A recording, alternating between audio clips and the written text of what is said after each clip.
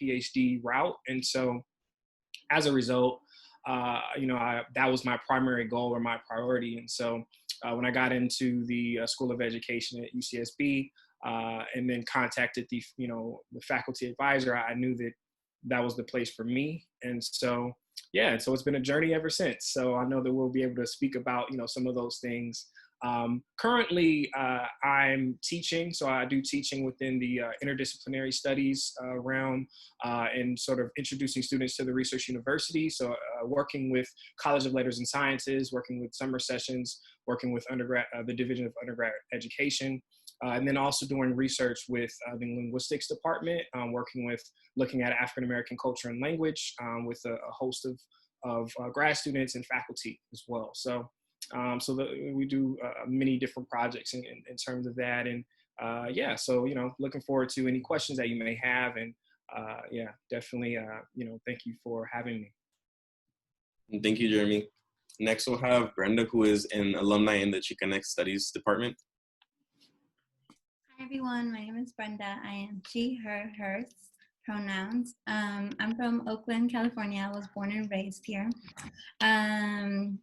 I kind of went to like 3 different high schools, and from there they just sent me to community college, which I still didn't know much about. I was very confused when I did start at community college. I started here at a community college called Chabot College. From there, everything was very new to me, but I did join a program called Puente, and there they did help me with a lot of how to get adjusted to college and what it meant to be a Chicana and how to study more about the Chicanx history and English and literature, and introduced me to that, which I became very interested. But I still didn't know like what major I wanted to get into. I was working at the time at a restaurant, but then the restaurant closed down and I was looking for a job, and my counselor actually recommended me to be a peer advisor at my community college. So I started to get more involved at school, and I really liked it, and that was something that I was like, hey, like I really like this. I really like being involved and sharing my experience, what I did and all that. And from there, I did 3 years at community college. And then I transferred to UC Santa Barbara. And at UC Santa Barbara, I also got recommended from my job at Chabot to work for admissions over here as a transfer intern. And over here, I did work for admissions for my both years, which is an awesome experience, which I also got a lot to do with education and the outreach and the in-reach of the university. There, I went in with my major of sociology, but I added Chicanic studies, so I doubled major. I did also, for my senior year, I started working at the Transfer Student Center, which was awesome. It was so awesome because it was like something that I was very passionate about. And from there, I did graduate last year. I graduated with my 2 majors, and I got an intern, and now I am working as an outreach for my community college. So I'm back at my community college, which is super cool, and I love working in education. I do want to go back to do my master's, but I first want experience and see what I really want to, because there's so many things that I want to do in education, but I know that I want to focus on something that I really want. So right now I'm just taking my time. Like I know many of others said that some difficult things that I did encounter as a FirstGen was mostly advocating for myself, because I didn't know anything about college, and college was very hard for me in the beginning, and I did feel that imposter syndrome and all that. And just reaching out and knowing that I had those resources and I had those mentors there. They're the ones that were like, they're my backbone, and they're the ones that pushed me and got me to where I am now. So yeah, that's a little bit about me. Thank you, Brenda.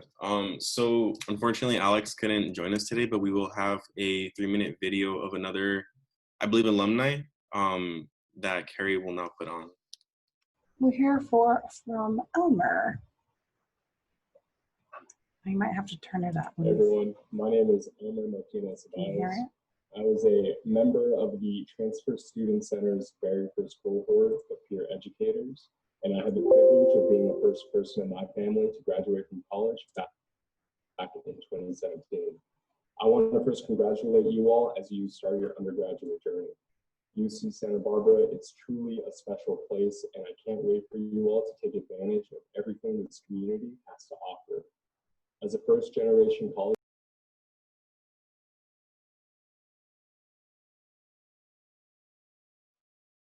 You have to unmute yourself, Carrie. We can't hear it anymore. I approached my first year at UC Santa Barbara like my previous years at my semester-based community college. This quarter system is not a joke, so it's important that you familiarize yourself with the campus resources early, especially the Transfer Student Center. Without any role models who had experienced college firsthand, I developed an internal standard of what I thought I had to push in order to secure my dream job as a legislative staffer for my local state senator. In my first quarter, I overworked myself trying to maintain a job to lessen the financial strain on my family. An internship I thought would lead me to my dream job, and a large course load, all while transitioning to a campus where I only knew a handful of people. I thought I could get away with navigating the university system on my own, but it didn't take me long to realize that I needed help adjusting to the pace of the course system, finding my own community within UCSB, and learning of all the resources and opportunities that were available to me. And although you won't have to learn this all by yourself, it's really critical that you take the initiative, those first steps to attend campus outreach events, and to that end, build friendships with the TSCs, peer educators, who are fantastic resources and sources of information. Invite Jamie and Sarah, the center's academic advisors, to a cup of coffee, and find yourself a mentor figure. I was lucky enough to have great mentors who kept me motivated when things got tough, and were always happy to not only listen to my dreams, but help me develop the skills I would need to grow into the career I wanted for myself. Having supported people around me who understood the system was transformative. I began focusing much more on balancing my course load, my job as a peer educator, and my personal well-being, instead of feeling like I needed to keep my head down and rush to the finish line. My time at the Transfer Student Center was instrumental in both my academic success and personal growth. And I know without these experiences, I wouldn't have had the skills and the knowledge to work for the state legislature and serve the most vulnerable community members in my hometown in the Bay Area. So please take advantage of the Transfer Student Center, explore your passions early through clubs and activities, and be honest with yourself about how much time you have for your priorities. I really do hope that you find some value in the experiences I've shared and make many happy memories at UC Santa Barbara. So take care of yourselves, and congratulations again. Thanks again. Yes. And as Malapan was saying, Elmer was just elected into the Planning Commission in Redwood City in the Bay Area. Yay, first gen transfer and alumni. So for the rest for the panel, I'm gonna have two very general questions, but as I ask these questions, I encourage y'all to begin thinking of the questions that you want to ask. And once I'm finished with those two, then y'all can either like unmute yourselves and like ask them, or you can DM Carrie or Michaela so they can ask it on your behalf. But for the first question, it's what was your experience as a first gen college student? I know some of you might have touched on that a little bit, but if you'd like to like explain or give examples, that'll be really cool.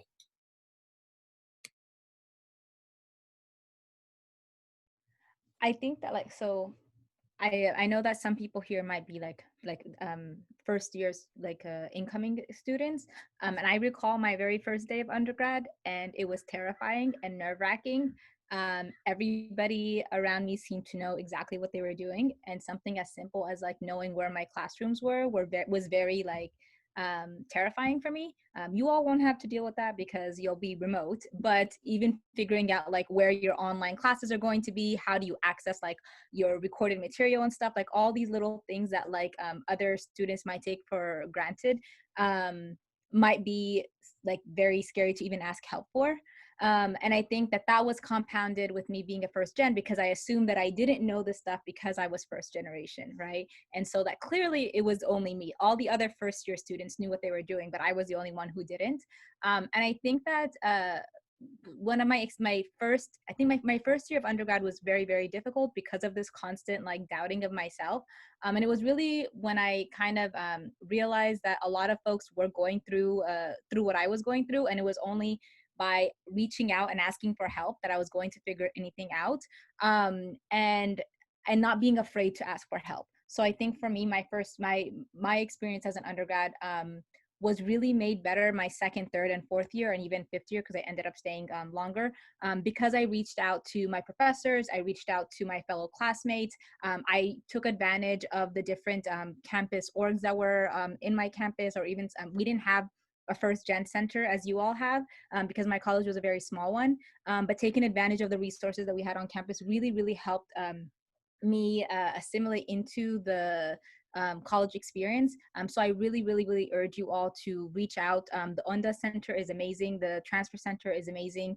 There's so many different resources on campus that you all have access to because you're in such a big university. So I urge you all to take advantage of it. So I think that, yeah, in terms of like my experience wise and stuff like that, it was a lot of just asking questions, trying to figure things out with the help of mentors. And that really did make all the difference. I think also, I totally agree. And I think also, like, even little questions I would get stuck on. I was like, oh, maybe I should already know this, or I shouldn't ask because, I don't know, I'll look silly if I ask, because maybe that's something that I should already know coming in. So those little things, they do matter. And then it's like questions that are normal. And I wanted to ask and go, but then I was like, no. But then just pushing yourself to it, like, no, I know it's such a taboo question, but like there's no such thing as stupid questions. Like, go ahead and ask it, because there's people that do ask, that need to know those little simple questions, so that really help, especially from mentors, like you were saying, like mentors and resources. That's so important, even before, if you want to go, because I know like before I would be so scared, especially being a transfer student. I know that I counted that a lot, that I would be too scared to go at first and see, like you said, like where my classes were, or like how to navigate, even like how to find a building or anything like that. Those are some things that I did encounter. Like that would be like a little scary, like, oh, maybe this building I can't go in because this is just for psychology building, or this is just for this, or this is just for that. But it's like just asking questions. It's really important, or even knowing where little things are. I think that really helps. But I think those are some things that I did encounter as well. I can add if we have time. Okay, so for me, I would compartmentalize into like 3 different areas for me, just in terms of like my first year in undergrad. One would be academic, another would be financial, and another would be social. The social part, I pretty much had down pat, right? I could attend, different events, organizations, all of those things, right? The academic piece was one that, well, actually, I'll get to that last. The financial piece, I had a scholarship. I had, in terms of financial aid, I was living in a triple dorm. So, triple hall dorm. So that was like the most affordable, on campus housing at the time. So I felt like, I was getting a good refund check. So I'm like, okay, cool. I have a little bit of money in my pocket to utilize for food and stuff. And then lastly was the academic piece.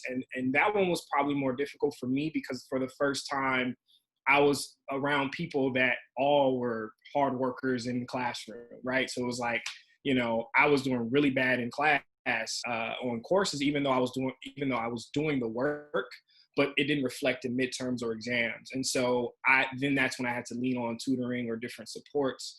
And even contemplate what major I wanted, because I was wanting to pursue engineering, and that actually steered me into psychology, which is a long story. But that's something to consider, and that was like my place of reference in terms of that first gen experience. Is like trying to navigate that, because you have these resources, but then you also still have to do it. You still have to take these classes. You still have to. So it's really on you on kind of what you want to get involved with, how you want to kind of set things up. So I'll sort of leave it there.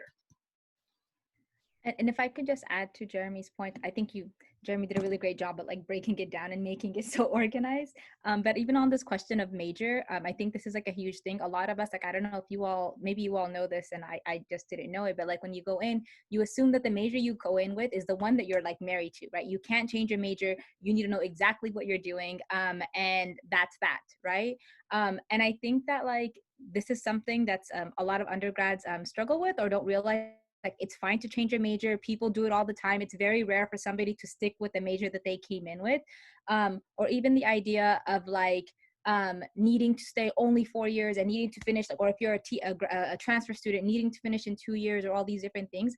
I think that this is something that we need to kind of like reassess and think about. And also we have the great, like, I know that a lot of people hate general education requirements, but I personally really love them because it allows you to sample a bunch of classes and a bunch of different disciplines and makes you like realize what kind of major you might be interested in. So I came in as a political science major, my undergrad year. I took a class in and then I assumed that I wanted psychology, took a class in Psych 101, realized that wasn't for me, stuck with poli-sci, but then I took a religious studies class and that made me realize that I really liked religious studies. So like you can always constantly switch and sample classes through your gen ed requirements. So don't take classes that are just like easy, like A's and stuff. Take classes in the gen ed that you might be interested in majoring in and really using that as an opportunity to sample classes and majors. And if you switch majors, so what? Everybody does it. It's not going to show up on your transcript, I promise. Thank you all for that. Like, we're just really insightful wisdom. The next question is, what is one piece of advice you would share with students?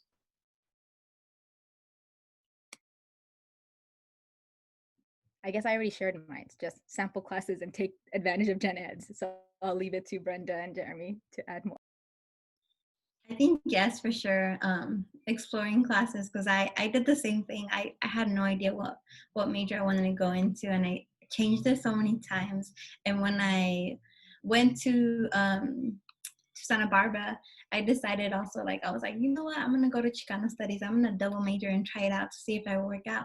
Because it is a pressure. It's like you have to finish in those 2 years, and you have to handle all these classes. But if you work it out, and it's not bad at all to stay a third year at all. Like if you need to, you could do it. Like there's nothing wrong with that.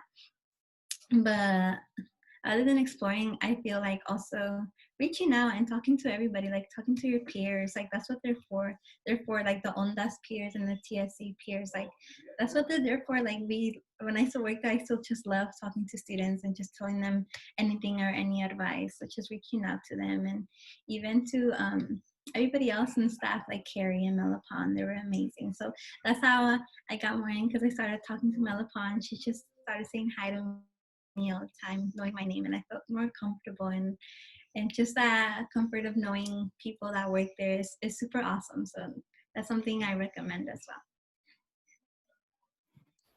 well. I would just say that definitely, consider research opportunities and professional programs.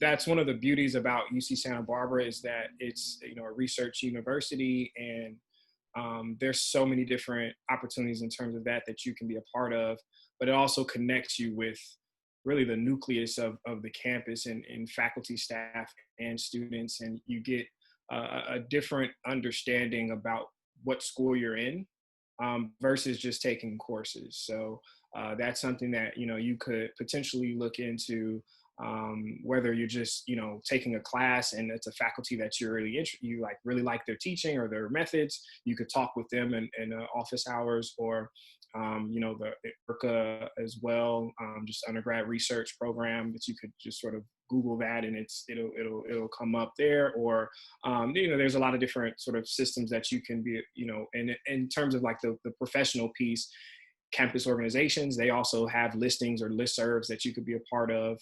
ONDAS or, the Transfer Student Center. So many, obviously, different resources would have would have these possibilities where you can get involved, right? In terms of, it could be on a financial sense, but it also can be just on experimental sort of thing, and getting experience interning and things of that nature.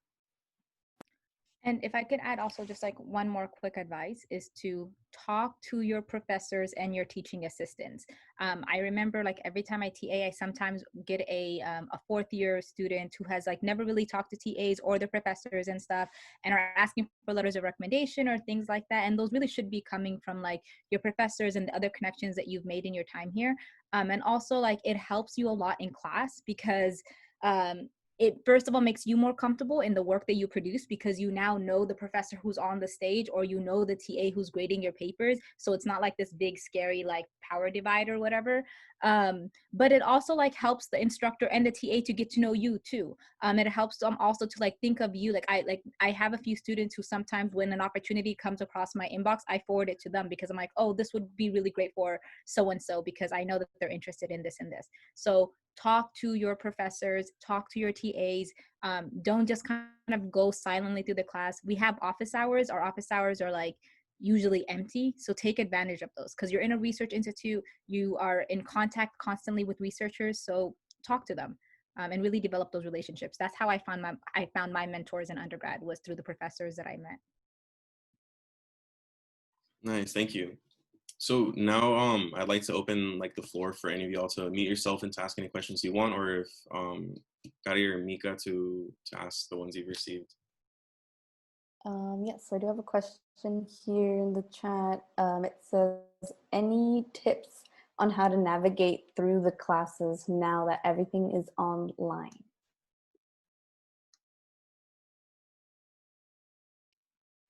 Yes, I have one. Please read your syllabus. Read all of your syllabi. That is very important.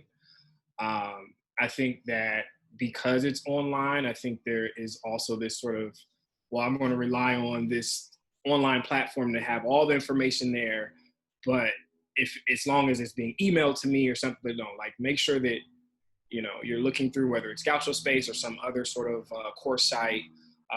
You're looking at that, and because your syllabus, that is your contract in the class. So you really want to read that because you'll see your assignments, you'll see what the purpose of the course is, and all of those things. And then if you have questions, then you can ask the professor or the TAs accordingly. That will be particularly important because if you have a misunderstanding, then it can be because there's no like in-person component, it can be really difficult if, let's say, later down the quarter something came up and you didn't communicate that, or you misunderstood an assignment due date and you didn't submit it. So it's a lot of those things can happen. So just make sure that you check your syllabus, you check the important due dates, the sort of takeaways of the class. You check what you need to purchase, what books or textbooks or what articles you need to read, how much you need to read per week. And that's for all of your courses. You just want to kind of set that up, because that's what's going to really allow you to be able to navigate those courses. I think my biggest advice that I have is like, be organized. Like, it's so crucial for you to like figure out an organization system that works for you. Because like, as Jeremy said, everything now is online. Everything is like, you don't have that weekly reminder from your professor during lectures about something that's coming up, or don't forget to do this. Like, all of this is completely online, right? If you like skip emails, if you skim your syllabus, you're not going to be able to catch those. So my biggest like advice is to sit down when you're reading your syllabus, as Jeremy said, write down all the due dates, write down what your weekly expectations are, right? So like for this class, I have to do a discussion post, a response for this, and this, like break it down by week, things that you have done, and find a system that works for you. Like, I love Google Calendar. Google Calendar is like my life. So I have a calendar where I have my due dates on there. Also Excel sheets. There's also apps that allows you to like stay organized. There's one called Todoist or something like that. It's like Todoist or something. There's lots of different apps, organization apps. And if you're not an app person, then honestly, like I have a journal that I just write lists on constantly, like list after list after list, and cross things out. But figure out create a weekly schedule for you with all your assignments that are coming up. Know what's expected of you, and know when the office hours are for your instructors and TAs, and ask them questions. But the biggest thing you need to be is organized and have a calendar where all your Zoom links are and all your information is scheduled in. Find out what works for you and do it. Yes, I agree. I think that organizing is like finding your own way, just sitting down. That helps so much also for yourself. Like, don't forget to like self-care a little bit once in a while, because I know it is hard to everything that's online, everything, and trying to have all these emails now they're doubled because we're all virtual, and now we're in the computer all day, and even for me, like I get headaches a lot of times, and I'm just like, I need a break, and it's okay to have a break. So just remember that, like, take some time for yourself, because I know it is a big change now, and it is difficult. So we're all in this, and just take care of yourself also. Thank you for answering that question. Since y'all brought up syllabus, I'm just gonna bring up a really big tip for you all, incoming students. So the Campus Learning Assistance Services, CLAS, you can make appointments with them, and they can help you with like study tips and organizations. So Jay Stemmel, and I'll drop this in the chat too, so y'all have this information. She literally has appointments where you could meet with her to go over your entire syllabus. And I know y'all think like it's a syllabus, I can read it, right? We've read a bunch of syllabus before if you are like a student coming from community college, but I didn't find this out till I graduated. And I sat through a whole workshop where she sat through reading bits and pieces of syllabus, so many things that I did not catch. I thought I knew what it said, but I didn't realize they were giving me all this insight of like exactly how the class is gonna go. This is exactly what you're gonna study. This is what you have to pay attention to. Like, I completely missed it all, and I'm like, no wonder I struggled in those classes. So I'm telling you, this is gonna save you. Make an appointment with Jay Stemmel. I will drop that information in the chat. You can take me later. But take it away, Lance. So I have a question. I think that one thing that like throughout my years in undergrad, something difficult to achieve has been like a work-life balance. And I'm really curious as to like how you all achieved or attempted to achieve that while you're undergrad. But I think also I'm more curious as to like how you do that in like the post-grad life or like the graduate school life. Jeremy, you're laughing because I feel like you're thinking the same thing I'm thinking.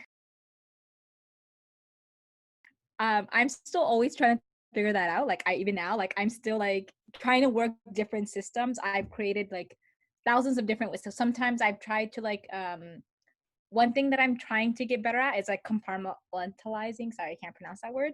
And figuring out where I can say like, okay,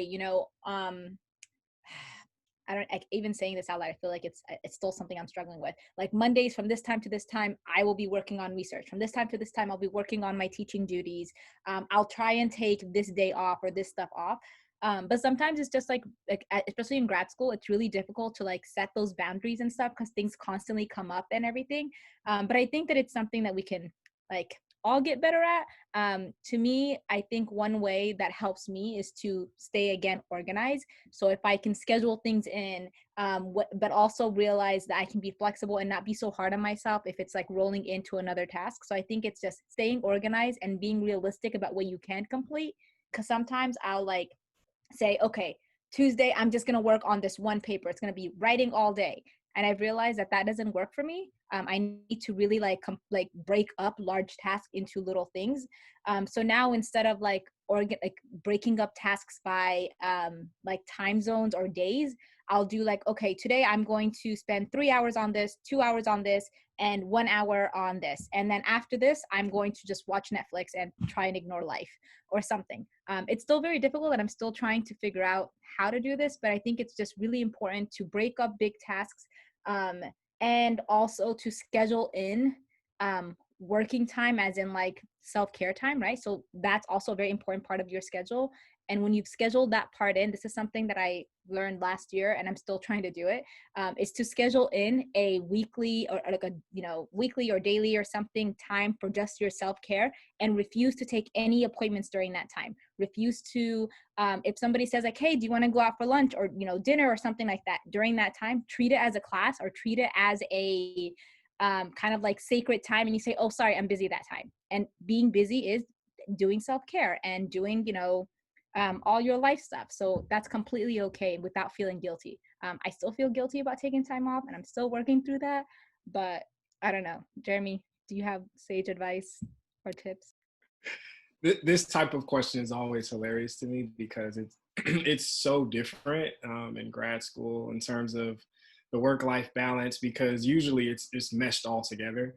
I mean, I've heard people say that they treat it like a 9 to 5, where they say, well, I'm going to have my classes, I'm going to do my work, and by 5 o'clock, anything after that, I'm not doing. Everything else is like family, you know, social, whatever.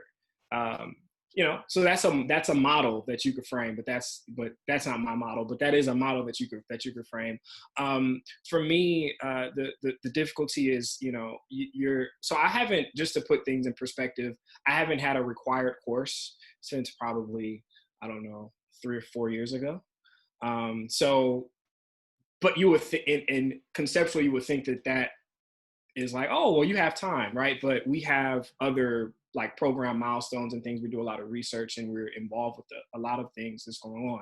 So that's the difficult part, I would say. And so, yeah, so something that I've developed, at least within the last couple of years, is, yeah, there's certain days I'm just like, this is for me, right? Like I just know I'm not doing anything academic related. And so you need some of those days you may need, and that could reflect in undergrad as well, if that's something that you feel that you need just some time to yourself. Again, you would have to really set up your schedule to meet those expectations. But yeah, just in small part, I would say that, like, for me, I would just designate a day or something to just kind of get away from school. But yeah, it's a little difficult to navigate in grad school, because it's just, you may have a trip like in another week, right? You may be on vacation, but then you still have an assignment that's due, but then it's not really a deadline, but it's like a deadline that you made for yourself. And then it's a lot, you know, but it can be done. I will say that spaces also matter. And I think Brenda's probably going to be better about answering this, because, you know, you probably have like more recent experience on how to balance life in undergrad than me and Jeremy. But I think space for me really matters. So for example, I try and not do any work in my bedroom, because to me, I was like, okay, I try and keep that as a place of rest and stuff, where I can like kind of like, what is it? Like dial down or whatever like that. And I try to go on campus and do my work on campus. I know it's really difficult now with like online reality. And it's really kind of like a privilege to have an office or a space on campus that I can go to and be able to separate my life and my work, like literally.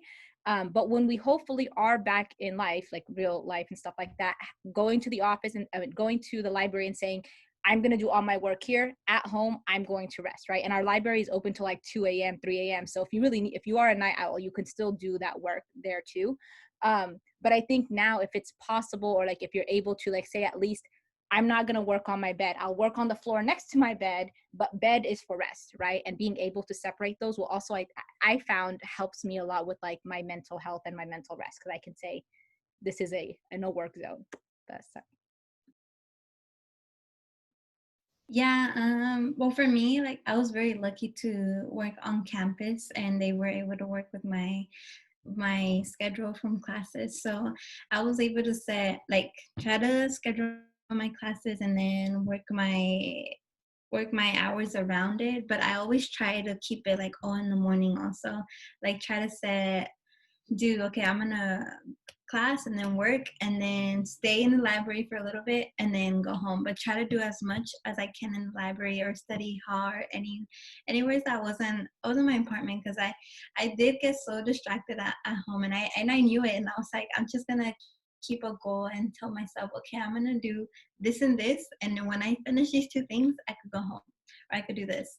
I did work my 2 jobs, and I would even have a little side job of taking care of a little doggy or a cat that I would cat sit. But that would be like only the weekends, and it would be sometimes. And I'll try to balance, mainly balance, because I did wanted to leave my schoolwork and my work at school, and then when I finished that and I did whatever I had to do, I did go home and relaxed and did what I can. So that's what I try to do. It was a lot of balancing and time management. Like we said before, like time management is so important, and having to find how you would like to organize yourself, either if it's a paper or Google Calendar or anything like that. Like you find your way, and that makes so much better and so much easier. I don't know. That's what works for me a lot. But yeah. Thank you for answering that question. It's something that it's been on my mind a lot, and I'm really trying to like get a schedule together. But yeah, that basically like concludes our event. I just really want to thank the panelists for being here, sharing your wisdom, for everyone who helped set up the event, Malapan, Mika, Carrie, and then for you all for showing up and for being present. I do want to like also note that like we are going to be having events tomorrow, so please check out the FirstGen Scholars Welcome page for that.